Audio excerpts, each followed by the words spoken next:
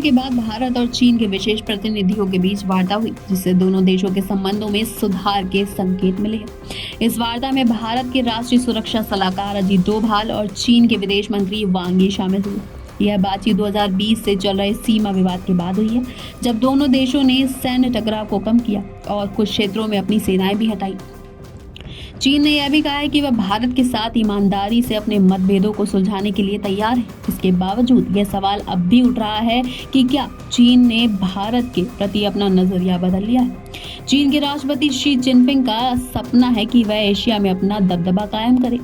वह अपने क्षेत्रीय विवादों को अपने ताकतवर व्यवहार से हल करने की कोशिश करते हैं और चीन का उद्देश्य दुनिया में सबसे बड़ी शक्ति बनना भी है।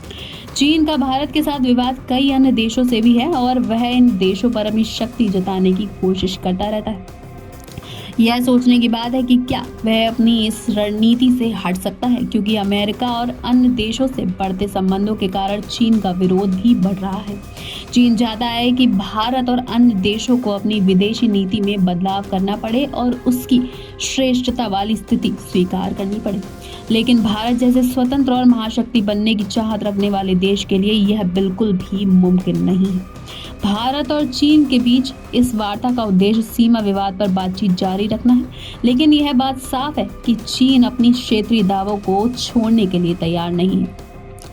2020 में गलवान घाटी में हुए संघर्ष के बाद चीन को भारी नुकसान हुआ और भारतीय सेना ने उसे कड़ा जवाब दिया। 2020 में गलवान घाटी में हुए संघर्ष के बाद चीन को भारी नुकसान हुआ और भारतीय सेना ने उसे कड़ा जवाब भी दिया। इसके अलावा भारत और अमेरिका के बढ़ते रिश्तों भी 2020 में गलवान घाटी में हुए संघर्ष के बाद चीन को भारी नुकसान भुगतना पड़ा और भारतीय सेना ने उसे कड़ा जवाब भी दिया। इसके अलावा भारत और अमेरिका के बढ़ते रिश्तों से भी चीन की चिंताएं बढ़ी हैं। चीन ने अपनी सेना की कुछ टुकड़ियों को सीमा से हटाया है, लेकिन यह माना जा सकता है कि शी जिनपिंग जैसे नेता आसानी से हार नहीं मानेंगे।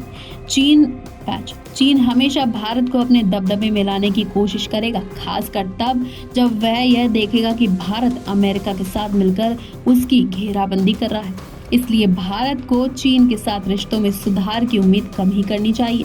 इन वार्ताओं से सीमा पर कुछ शांति मिल सकती है, लेकिन भारत को अपनी सैन्य तैयारियों और सुरक्षा पर ध्यान केंद्रित करते हुए चीन से सतर्क रहना चाहिए।